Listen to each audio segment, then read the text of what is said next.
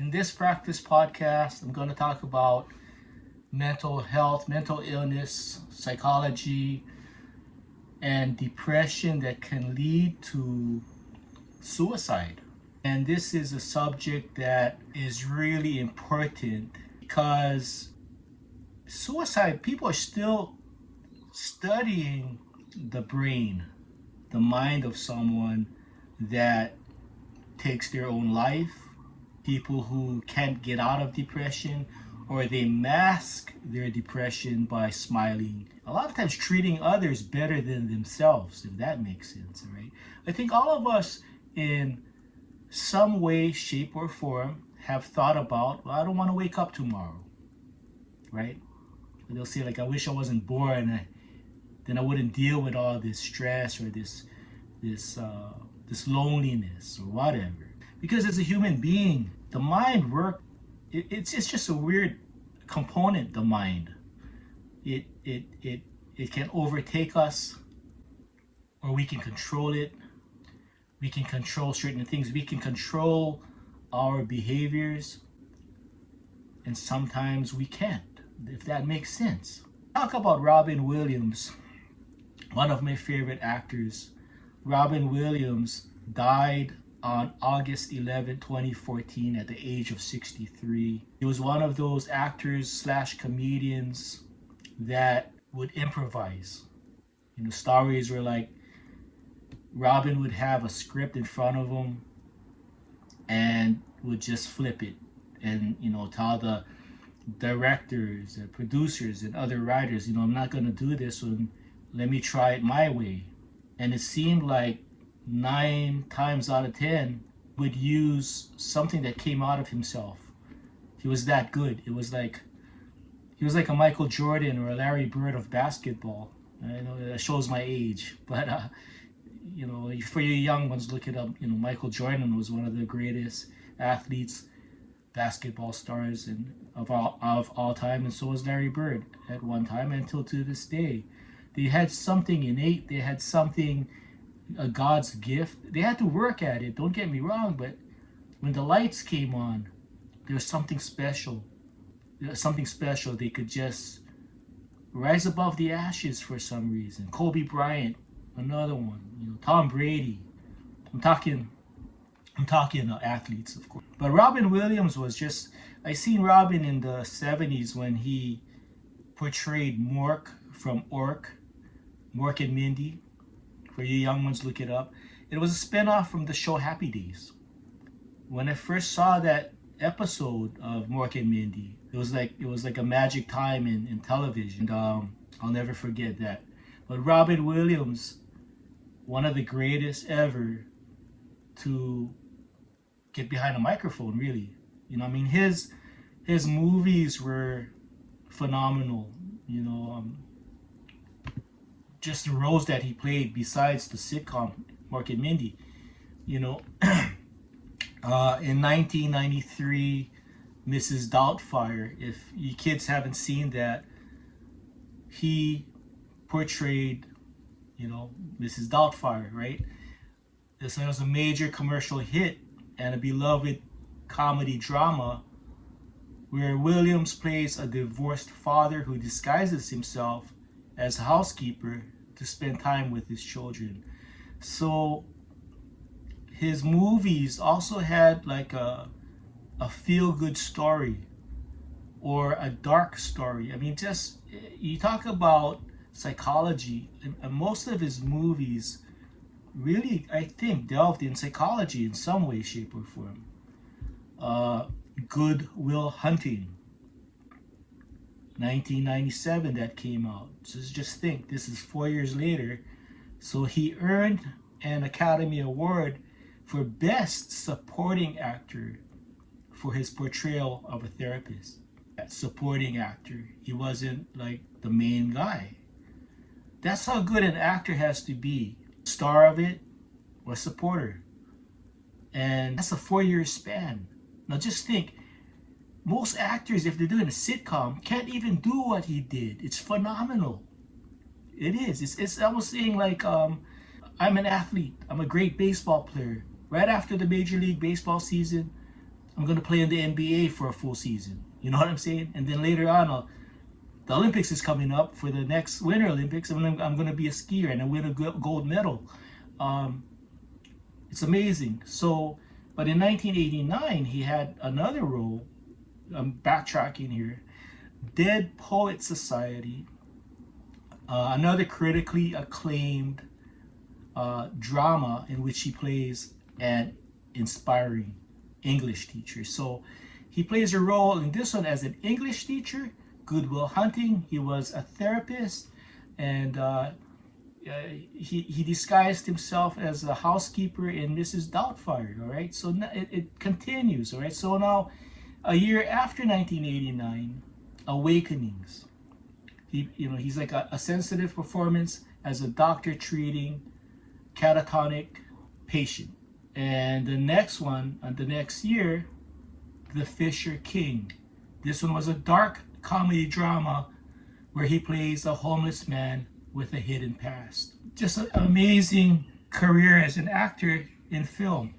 1980, his first major film role, he played Popeye, the cartoon character. For those of you really young, look it up. Popeye was this classic cartoon. We used to watch it every Saturday morning, sometimes after school. He played that role. He even looked like Popeye with the big biceps, tattoos, and his, the pipe smoking. So in 1992, I'm going all over the place. Aladdin, all right? He provided the iconic voice for the genie. It's 1992. I mean, just look at what he did. Some actors don't get even this close to what this guy did. He was the voice now. He wasn't in front of the camera. He was just at a microphone. He was the voice of the genie.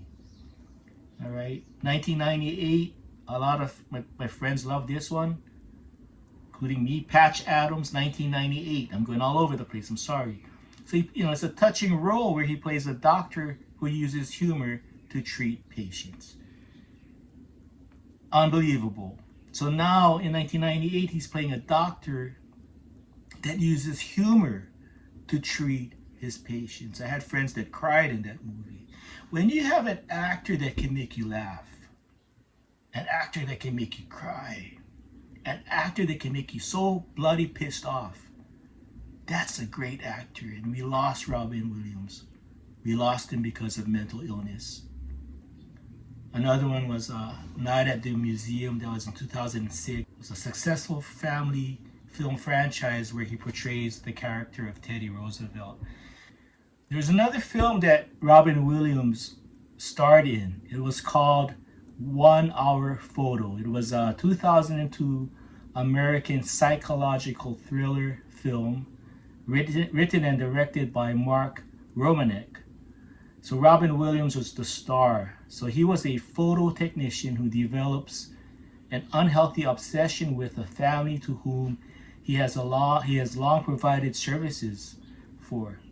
Connie Nielsen, Michael Vartan, Gary Cole, and Eric LaSalle appear in supporting roles. The film premiered at the 2002 Sundance Film Festival, followed by a limited release on August 21st, 2002, and a wider release on September the 13th. It received positive reviews from film critics with praise for Williams' against-type performance, and grossed over $52 million on a $12 million budget. All right, so this is Robin Williams. I'm just going to talk about what I saw. I'm not going to read the plot that the Hollywood writers wrote. I think this was the really last film I really was delved in with Robin Williams. I saw him on the cover of the DVD back in the day. It wasn't downloads, it was DVDs. And he just looked strange. And here's a photo of him.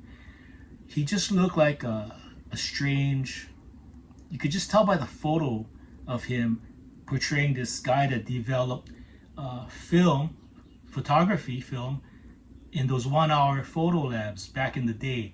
You young kids won't know about that, but we used to use cameras with film, and we take it if we needed the pictures right away. We'd go to these 1 hour film processing kiosk or stores. You could find them in a shopping center, easy. Sometimes drive through. So anyway, Robin Williams was the guy that was behind the counter. He would develop films, and there's one thing about guys that used to develop films. They could see the photos, like especially like he kind of, I guess, was in love with his family. This woman used to come in with her little kid. The kid's like, I don't know, maybe 8 years old or whatever. And Robin, I guess he was the character. He was a lonely guy. He really was this lonely guy.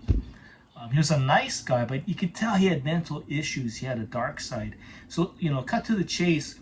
This woman would always bring him a roll of film or two, develop it. And Robin would, I guess he went against, the profession, and he would look at those photos and kind of get a gist of what the family was all about, events or whatever.